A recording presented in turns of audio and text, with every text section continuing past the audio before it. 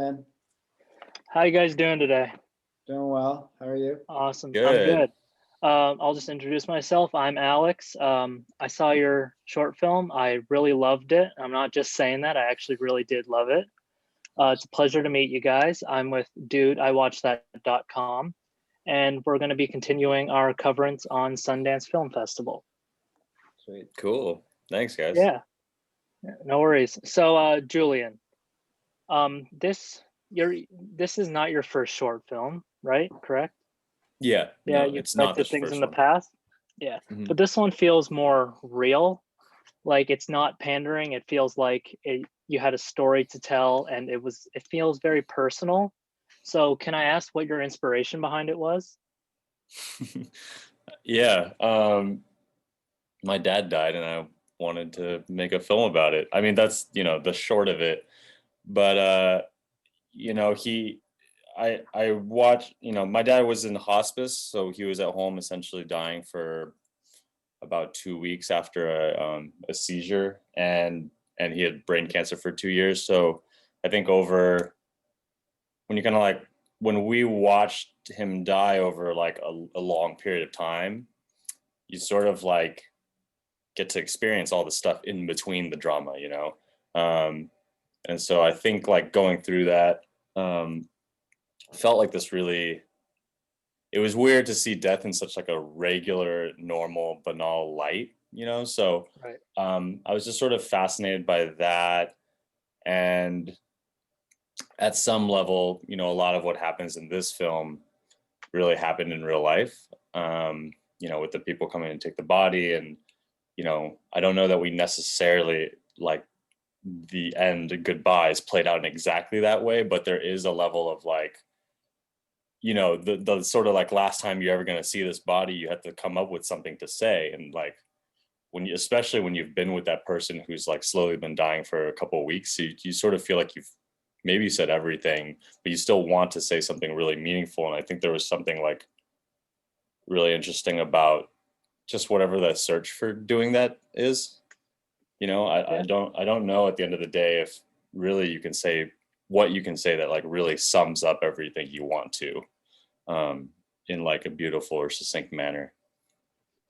Oh yeah, for sure. Raymond, your character does not speak in this film. I noticed that. Your character is just all facial expressions, you know. So even at the end, when he does say goodbye to the father, he doesn't even speak. He just gives him a raspberry. So, Julian, I have to ask, did you do that, or was that just sort of just something that you felt, you know, that a character would have to just it was just a spur of the moment thing, or was it just like planned? I did not do that. I don't know. Maybe I should have. Um, it's it really kind of came from like just a joke that I was doing with Brianna, who's my partner and one of the producers on this film. And I was blowing a raspberry on her, and she was trying to like play dead. And I was like, oh, it'd be funny to, Oh, if someone did that to like a dead person. And I had I had already had like a script that I'd been writing about kind of the bizarre nature of going through death, and then the sort of, the kind of everyday nature of it. And so I just threw it in there as like, sort of as like a punchline, like a joke. And I think really like Ray was the first one outside of me and Brianna who read it. And Ray just had, I don't know, Ray, like you had this, where he had this take on it that I didn't even see, to be honest, when I wrote it. yeah. What was that, Ray? Yeah, it already read so cinematically and so complete. And we have a shared Dropbox folder. So whenever Julian or anybody else who's on it writes something, it just kind of pops up. And I happened to be on the computer that day when it popped up. And immediately it hooked me, just the way that it was written on the page. It was like breath, and then it like took a couple steps down, and then another breath, and then already I'm kind of like, okay, there's already a rhythm to this, there's already some really deep subject matter. And it seemed like a very personal story, so I just read it there in that sitting, and just the fact that it was what it was, I was like, dude, this is kind of brilliant. And I immediately messaged Julian. I'm like, dude, you can shoot this right now. Let's do this. And I think it took like 3 weeks to get the whole thing together, and then we shot it in one day.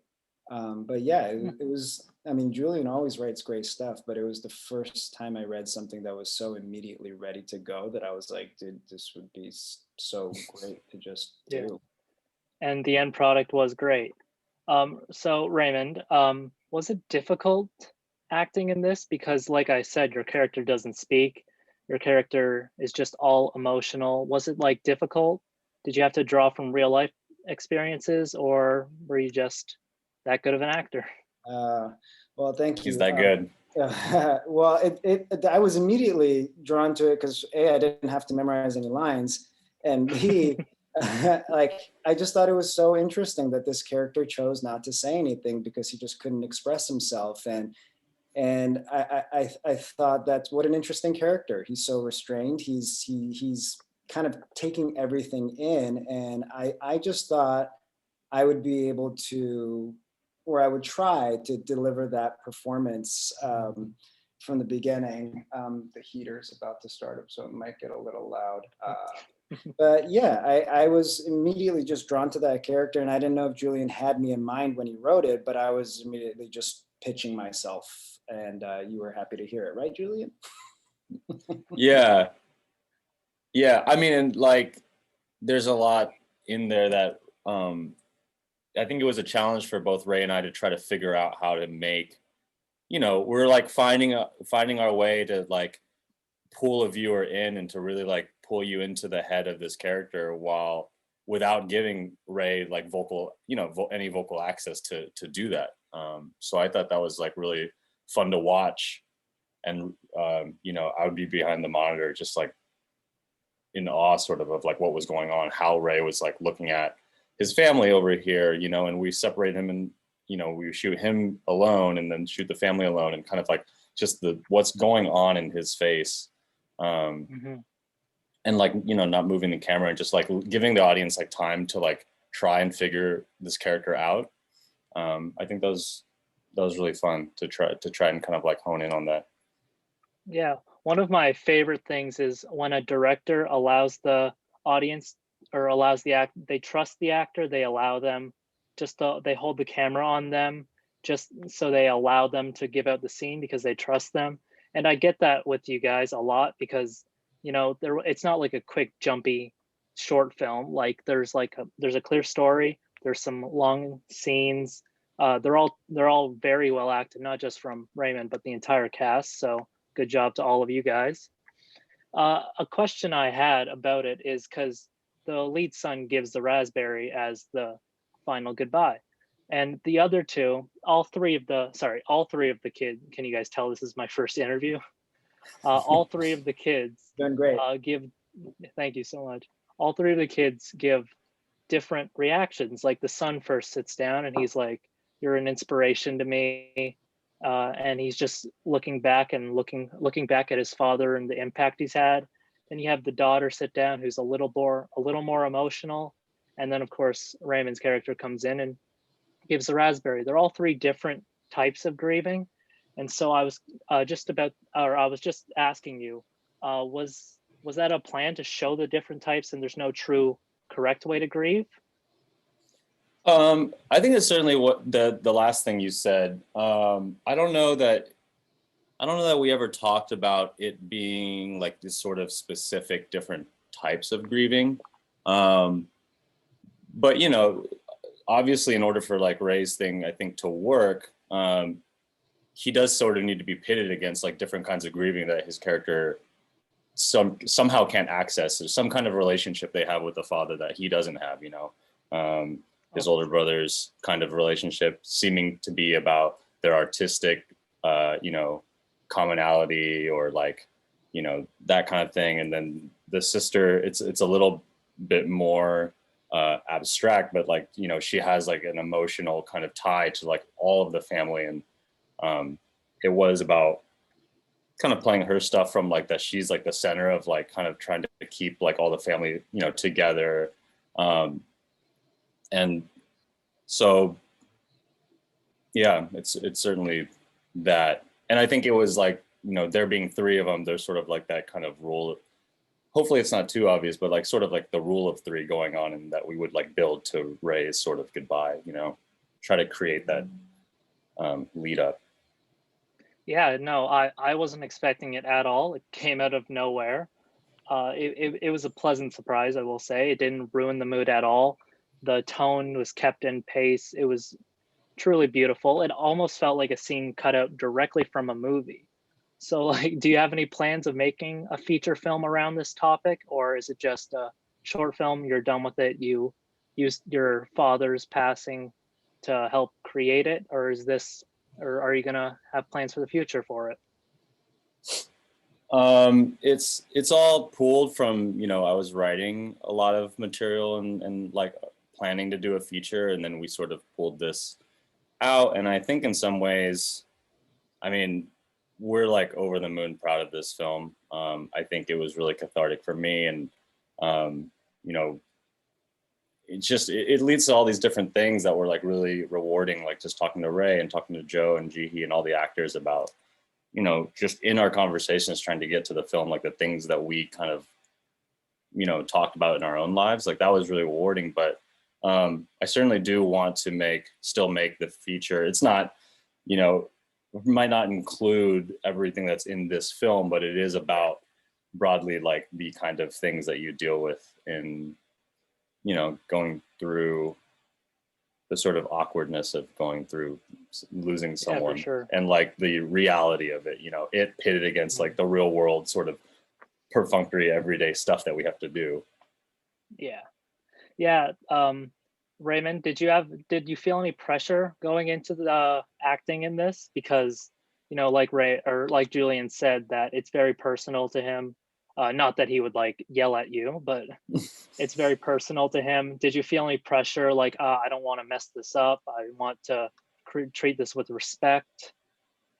Julian did a lot of yelling on set. It's actually just really awful to me in general. The only way he knows how to direct. Yeah, I felt a great amount of pressure, and knowing that it was based off of something very important and close to Julian. I definitely wanted to do it justice. I definitely wanted to do what I had in my mind, as many of us try to do with our art. And you can only hope that in that moment, everything else that had preceded it was built up well enough for me to just kind of really release into the reality of the moment. It has to be true. It has to come from a genuine place. The last thing an actor wants to happen is to get caught acting, right? Yeah. And I know myself well enough to know that I have an emotional well. Like there'll come a point where I might get just emotionally just drained and tapped out, and literally just the well runs dry after a certain point. So I remember telling Julian, and I'm like, my earliest takes are probably going to be the strongest, likely, when it comes to this kind of stuff. So luckily, I've done emotional parts in the past where I have the experience to navigate this a little bit better. But yeah, I felt an immense pressure to deliver. Yeah. Well, you did good, so I commend you for that. Thanks. Back to Julian, and this can go into Raymond too, but the comedy in the film. Now, was this always written into it, or was it just like, oh, the booger at the end? Was that all planned, or was that just kind of happened? Oh, I'd like to pretend like we planned that, but maybe Ray planned it. I don't know. I wish I could plan a booger. Like that would be my greatest gift to the acting world, if I can bring that forth, the planned booger. Oh, yeah, it would. Yeah. We actually had someone ask if that was CG. Oh, really? Yeah. Yeah. It did also help that my allergies were going that day too. So I did have a CG booger placed on me in a different project, but not this one. This one was the real goo. Yeah. Oh my God, I can't wait to hear about that one. Yeah. Well, one of a personal favorite, and something I hear all the time, is ugly cry face or boogers and stuff. That truly brings people into the moment. So I think you did a very well a very well done job with that, because nothing in this, the acting felt produced. It all felt natural, like this was, you're just filming a family going through this. Like there wasn't any of these like huge speeches with, you know, planned out scenes. It all just felt real and grounded. So you should be very proud of that. Awesome. And yeah, sorry, I had another thing to add on the, or no, actually, sorry, the heritage element. Did we answer the comedy question fully enough? Oh yeah, oh yeah, yeah, you did. I just had to talk about the booger. Oh yeah. So yeah, so the heritage element. So there's, sorry, I'm not very good with languages. Was it Chinese or Korean spoken in the film? It's Korean, yeah. Yeah, Korean. but I'm Vietnamese. Okay, so there was Korean in the film and English in the film. It was kind of interluded together. Was this always planned? Did you mean to have like the difference of or the separate languages, or was it just based on what the actors could speak, or what was easiest? This could go for Raymond and Julian too. So yeah. I mean, Ray can definitely add into this because we did talk about some of this stuff. You know, like we're both. Well, actually, I don't know, Ray. Are you second generation Korean American or? Yeah. So we're both second generation Asian American. So we come from, immigrant families, and I think like, and in our generation, I think that's a lot of people. And there's an element of like our parents speaking our native language, and then we're sort of somewhere in the middle, and so I think it was always kind of going to be in there. If we ended up doing it with a Vietnamese family, it would have been the same. I think that element's really like important to it. And maybe at some level, I don't exactly remember if we talked about it, but maybe at some level it even serves to intensify the feeling of like alienation between, Ray's character and his family. Maybe he doesn't, I don't know. Maybe it's like you didn't know how to speak Korean or something. I'm actually not sure if we talked about that. No, it was just more of like, I just couldn't speak their language, not the physical language of Korean, but more so just like, I don't know this language of death. I don't know this language of grieving. My father and I never talk like this. We kind of did raspberries and things of that nature to each other. So the most fitting way that I was able to speak with him was by way of this action. And but yeah, I think it's also because Julian, because I was the first person cast, it just made sense to build around a Korean family, right? Right. Yeah. But it was important to like have like that kind of real element of like a I don't know, it's like binational family. The sort of in that generational gap, and then you get to play some things like that the mother is like only speaking Korean, and then there's like these people who come to take the body, and of course they're going to go to the mother, and of course they don't know Korean, so they're just going to just assume that she speaks English. Yeah. And she doesn't. Or she chooses not to. I actually don't know. It doesn't really matter. Yeah, for sure. I'm gonna go back to Raymond. So your character, he gives the raspberry, and you can tell from the start of the short that the character, he's like not like a immature, but he's like young at heart. He's wearing different clothes than the rest, while the mother, son, and daughter are more dressed up for the occasion. The son, or the other son, is just in I think a beanie. He's wearing like a red hoodie. And he, of course, he gives a raspberry, which can be considered immature. Was this a character choice, or sorry, was this a personal choice, or was it written into the script? And also, what did you think about the actual raspberry itself? Like, how does that, like you said, it means what much to you and your father. Was it kind of like, what's the word? Was it kind of like, like you... Impulse. Sorry, words. Impulse, yes, exactly. Was it like an impulse decision? The raspberry was definitely written into the script. it was definitely, I had to act like it was an impulse, but it was definitely something that was planned. Yeah, the look of the character, I mean, we had to establish he was different, that he was just, Mhm. cut from a different cloth. And, we came up with the whole backstory where he might be like, trimming weed in the Pacific Northwest and kind of living his own life and, doing his own thing. He never really fit into any mold that his parents wanted him to fit into, but his dad was probably the person who was most accepting of that. And we just wanted to establish a really distinct look with him.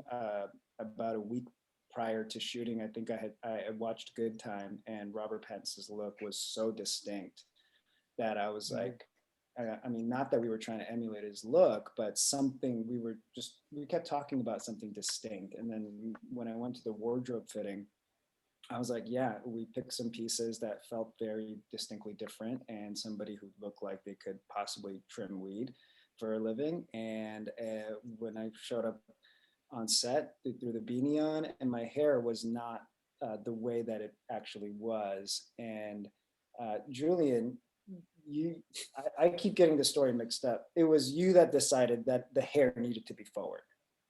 Yeah, yeah. It was. I'm just, Ray and I have been friends with so long, so I'm used to seeing him a certain way, and it was like Right. whatever we can do to kind of like, for me to not see Ray, it was like that would be great.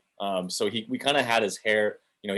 First few takes we were doing it, his hair was sort of slicked back in the beanie, and then we kind of like pushed his bangs down in this sort of silly way, and it doesn't even really mesh with the wardrobe, but it kind of added, I don't know, to me it sort of added this like extra little confusing element to the character of like, Yeah. who is this person and why does he choose to dress this way? Like he looks like he went to like 6 different groups of people and like tried to take inspiration from all of them, and like none of it fit together really well. So I think it just like added to this, like, what is this character thinking? Like, I'm not even sure Oh yeah. if he's like a hard ass, if he's a tough guy. Like, is he trying to be a tough guy? Like, because he looks just a little off. I don't know. That's what we wanted. Something a little off, something distinct, because we knew he wasn't going to be able to establish his character so much with his words. It would be behavior and look that would have to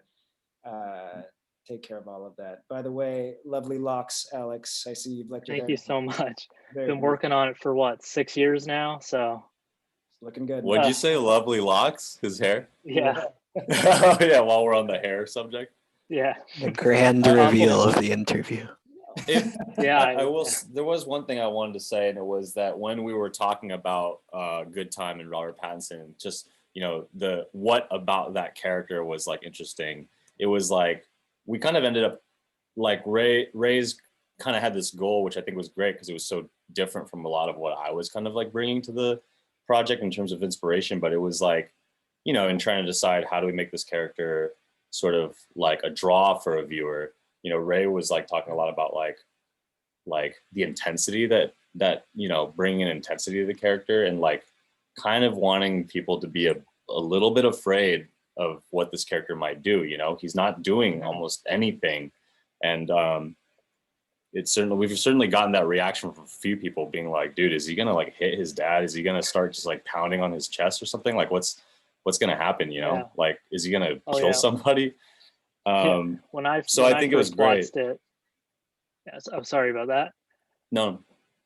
When I first watched it and he opened up the robe, my first instinct is he's so distraught he's going to try giving him CPR. But then the 180 comes and he blows the raspberry.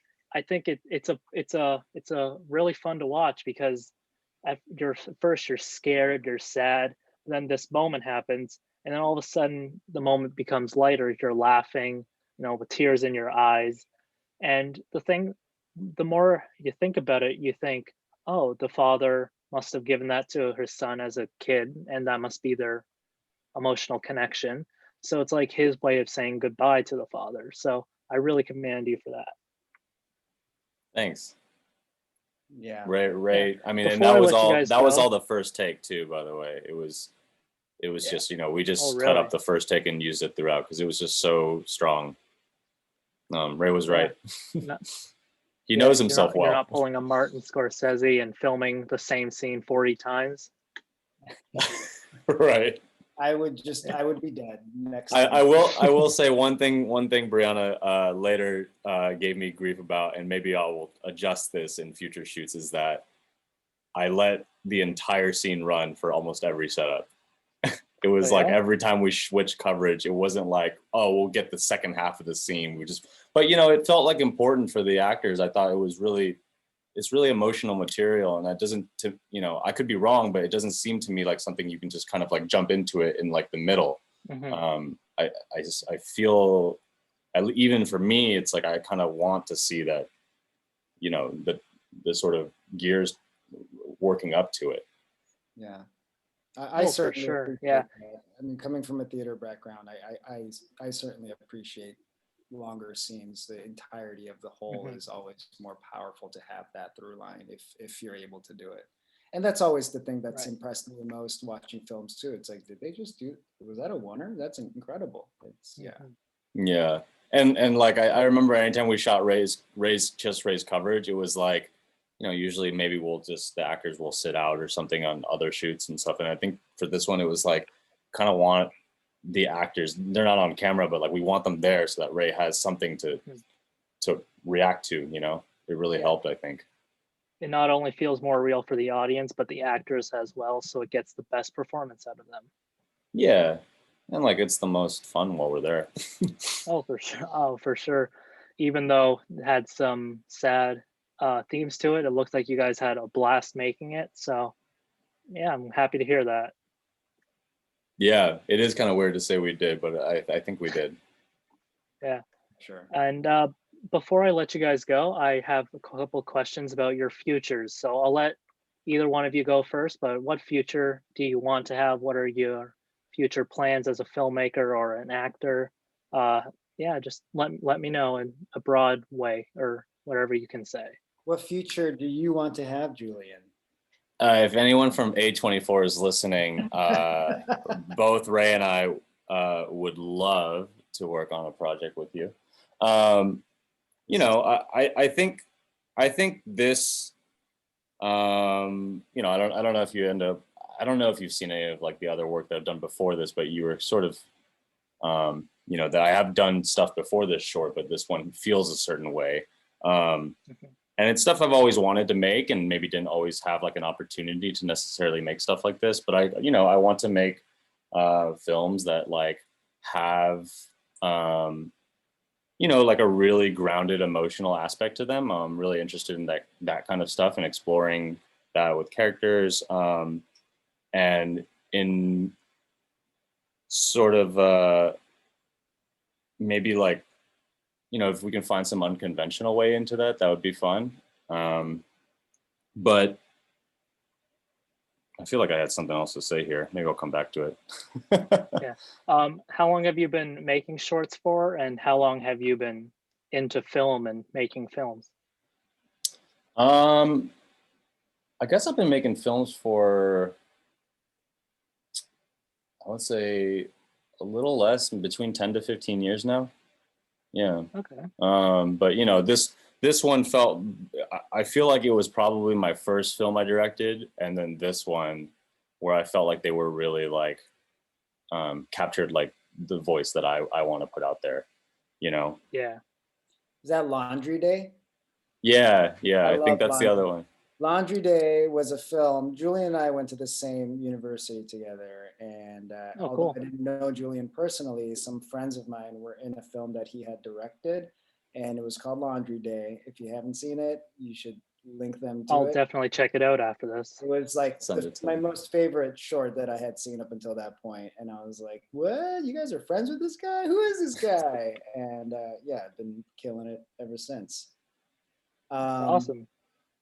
Yeah, I think for me, same as Julian said. I think I want to continue to work on stuff that is meaningful, that resonates with me. I mean, I don't really have a particular, like, it's got to be comedy or action or drama. It can be something that I can read and I'll be like, wow, this this suits me for the moment, or I'm for whatever, I'm just really interested in this and I'm surprised by it or whatever. But if I can continue to work at a high level with great material that resonates with me, with great people, I think I would find myself a happy person.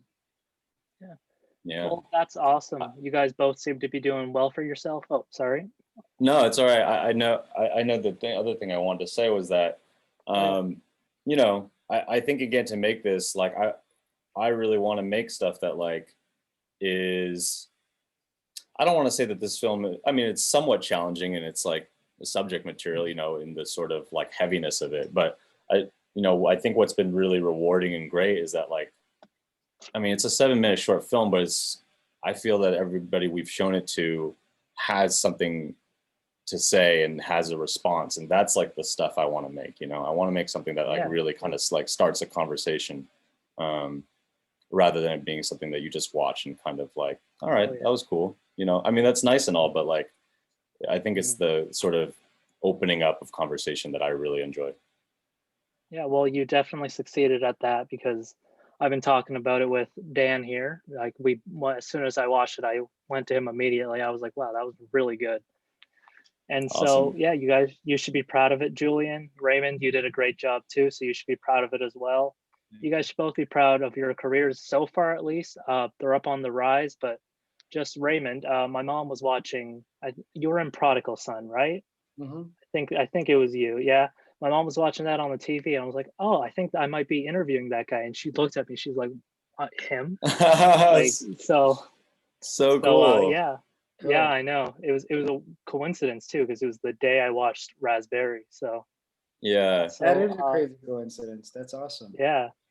Yeah. You So should check. You should check out Here and Now on HBO too. Ray's been in it.